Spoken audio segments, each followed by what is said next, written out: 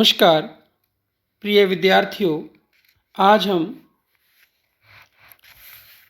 महाराजा गंगा सिंह विश्वविद्यालय बीकानेर के द्वारा निर्धारित पाठ्यक्रमानुसार स्नातक प्रथम वर्ष राजनीति विज्ञान के द्वितीय प्रश्न पत्र प्रतिनिधि भारतीय राजनीतिक विचारक के पाठ्यक्रम में से लोकमान्य बाल गंगाधर तिलक के राजनीतिक चिंतन विषय पर चर्चा करेंगे। लोकमान्य बाल गंगाधर तिलक ने कांग्रेस की सदस्यता 1889 में ली थी और 1894 तक तिलक उदारवादी विचारधारा के समर्थक रहे थे। उनका मानना था कि कांग्रेस ने अपनी संवैधानिक नीति एवं प्रस्तावित सुधारों की मांग से कई उपलब्धियां हासिल की हैं। कांग्रेस के नागपुर अधिवेशन में उन्होंने कहा था कि उनका लक्ष्य शासन को दुर्बल बनाना नहीं है, लेकिन वे अधिक समय तक इस उदारवादी विचारधारा के समर्थक नहीं रह पाए। अंग्रेज सरकार के देश विरोधी तथा स्वयं तिलक के राष्ट्रवादी विचारों ने तिलक की विचारधारा को परिवर्तित कर उन्हें उदारवादी से उग्रवादी बना दिया। दूसरे शब्दों में हम कह सकते हैं कि नरमपंथी से वे गर्मपंथी बन गए।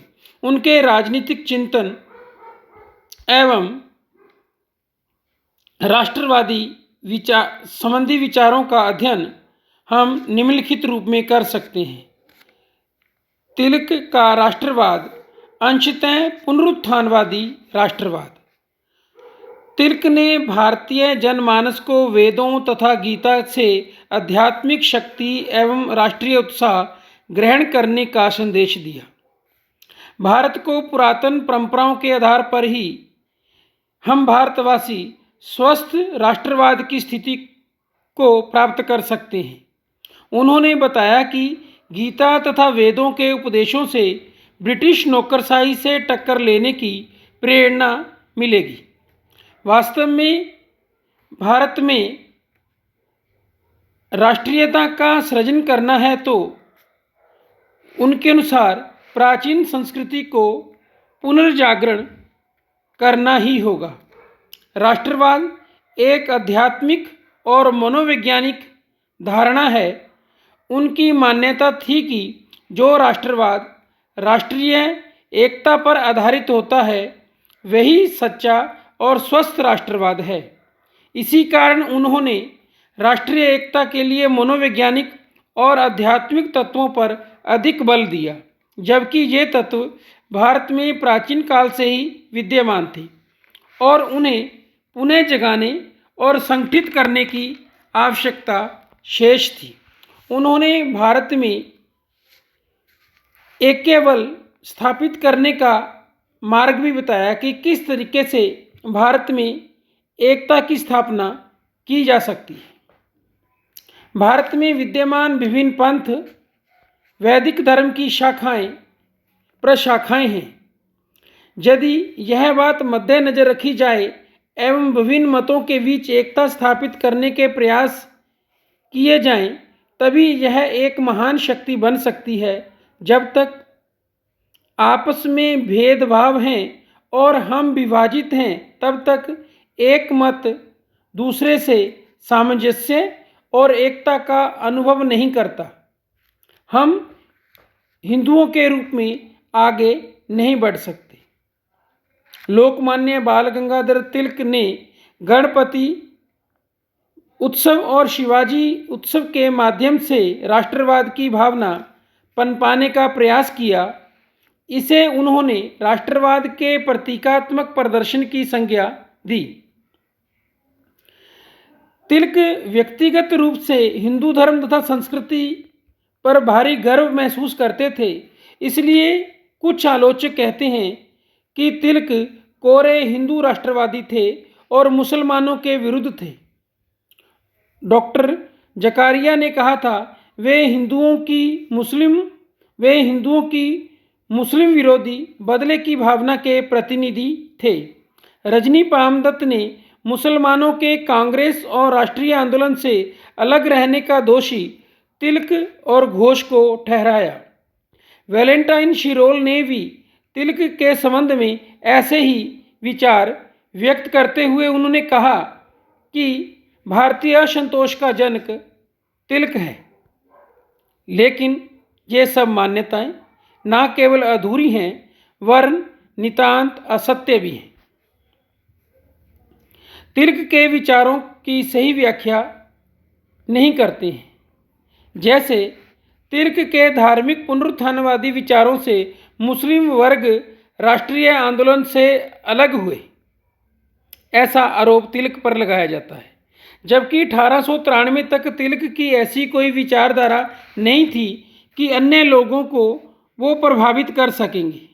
जबकि मुसलमानों की यह स्थिति 1885 से और अधिक स्पष्ट रूप में 1888 से प्रारंभ हो गई थी, जिसके लिए उत्तरदायी थे शासन की फूट डालो और राज करो की नीति एवं सर सैयद अहमद खान के विचार। नेक्स्ट आरोप तिलक पर था कि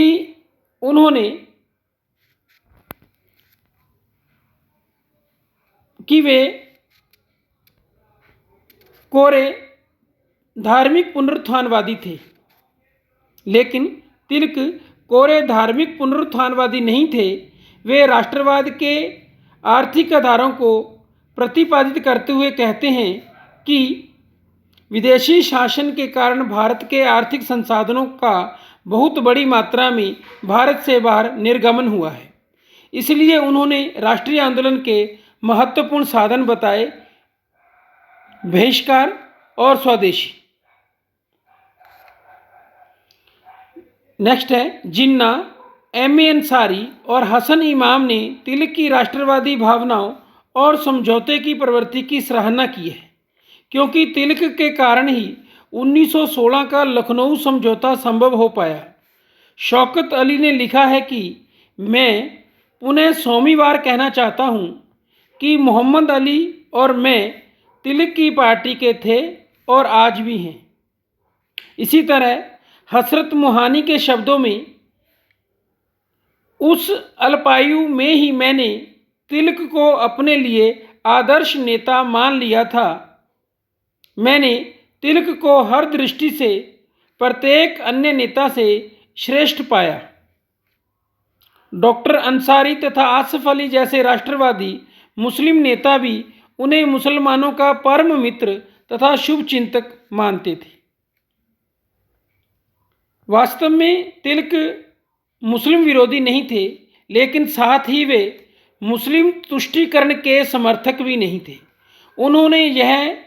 उन्हें यह सहन नहीं था कि अंग्रेज सरकार मुस्लिमों का पक्ष लेकर बहुसंख्यक हिंदुओं के हितों पर आघात करे और अवांछित तत्वों को संरक्षण दे। वास्तव में लोकमान्य बाल गंगाधर तिलक सच्चे मानवतावादी थे, जिसमें धार्मिक संकीर्णता के लिए कोई स्थान नहीं था। यद्यपि उनमें हिंदुत्व के प्रति गंभीर श्रद्धा थी, लेकिन राजनीतिक नेता के रूप में उनका लक्ष्य और नीति एवं दृष्टिकोण अत्यधिक व्यापक था। वे दिलो दिमाग से विदेशी शासन से मुक्ति का प्रयास करते थे। उनके दिलो दिमाग में विदेशी शासन से मुक्ति की भावना भरी हुई थी। उनके दृष्टिकोण की उदारता और व्यापकता का प्रमाण यह है कि विदेशी शब्द से तिलक का अर्थ केवल विधर्मी नहीं था। उनका कहना था कि विदेशीपन का संबंध तो हितों से है, इसलिए जो कोई व्यक्ति भारत के कल्याण के लिए कार्य करता है वह विदेशी नहीं है। तिलक ने एक नारा दिया, स्वराज्य हमारा जन्मसिद्ध अधिकार है और हम इसे लेकर रहेंगे।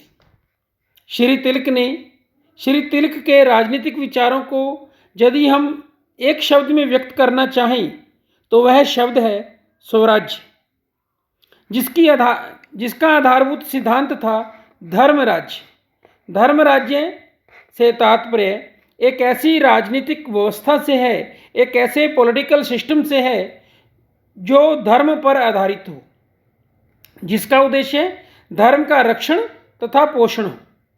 स्वराज्य ही धर्म राज्य की एक आवश्यक स्थिति है, इसलिए वे इसे एक नैतिक आवश्यकता मानते थे जो प्रत्येक व्यक्ति का एक धर्म अथवा कर्तव्य है। 1916 से पूर्व तिर्क का स्वराज्य पूर्ण स्वाधीनता की स्थिति से था, जिसमें ब्रिटिश सरकार के लिए कोई स्थान नहीं था। लेकिन 31 मई 1916 को अहमदनगर में स्वराज्य पर अपने पहले भाषण में उन्होंने कहा कि स्वराज्य से मेरा अभिप्राय केवल यह है कि भारत के आंतरिक मामलों का संचालन और प्रबंधन भारतवासियों के हाथों में हो और हम ब्रिटेन के राजा को बनाए रखने में विश्वास करते हैं। स्वराज्य का यह अभिप्राय तत्कालीन परिस्थितियों में अधिक समयानुकूल और व्यवहारिक था। तिलक के जीवनी लेखक पर्वते लिखते हैं कि तिलक के नाम के साथ जो विविध सम्मानित संबोधन जोड़े जाते हैं, उनमें लोकतांत्रिक स्वराज्य के प्रतिपादक अवश्य ही जुड़ जाना चाहिए। जब तिलक अर्धचेतना अवस्था में मृत्युशैया पर पड़े थे, तब भी उनके शब्द थे, यदि स्वराज्य न मिला तो भारत समृद्ध नहीं हो सकता। स्वराज्य हमारे अस्तित्व के लिए अनिवार्य है। अंग्रेजों की न्यायप्रियता में उनका कोई विश्वास नहीं था, क्योंकि साम्राज्यवाद का तो उद्देश्य ही शासित देश का राजनीतिक, सामाजिक, सांस्कृतिक और आर्थिक शोषण करना होता है। तिलक ने संवैधानिक पद्धति की निष्फलता पर केसरी पत्रिका में कई लेख लिखे। उनका मानना था कि भारत जैसे देश में संवैधानिक पद्धति सर्वथा अनुपयुक्त थी, क्योंकि यहाँ पर दंड विधान, पिनल कोड ही संविधान था और सरकार परिवर्तित करने का लोकतांत्रिक अधिकार जनता के पास नहीं था। वे कहा करते थे, हमारा आदर्श दया याचना नहीं, आत्मनिर्भरता है। धन्यवाद।